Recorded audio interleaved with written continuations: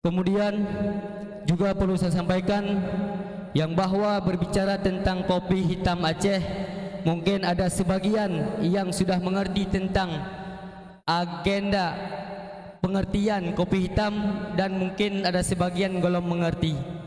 Namun secara singkat bahwa komunitas kopi hitam kepanjangannya Kopi Komunitas Pejuang Islam Hitam Himpunan Thalabah Muda. Tujuan dan komunitas tersebut untuk menguatkan silaturahmi, juga menguatkan ahli sunnah wal jamaah.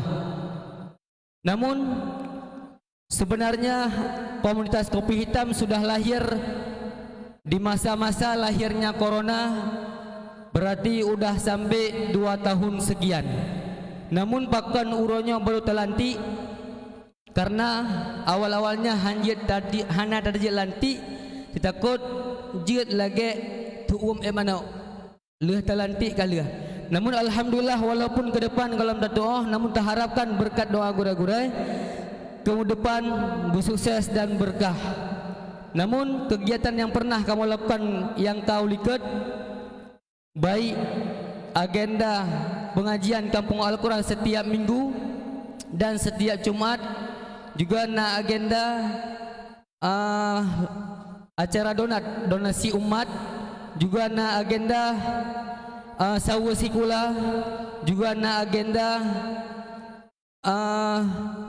agenda selawat keliling, agenda maulid dan agenda-agenda yang lain. Namun dalam harap tersebut, harapan kamu sebagai pengurus berkat doa gurai, doa tungku, doa urusi kamu pemandung, agenda yang pernah kamu lakukan diterima di sisi Allah Subhanahu wa taala, sehingga mendapatkan ridha Allah dan syafaat baginda Rasulullah sallallahu alaihi wasallam.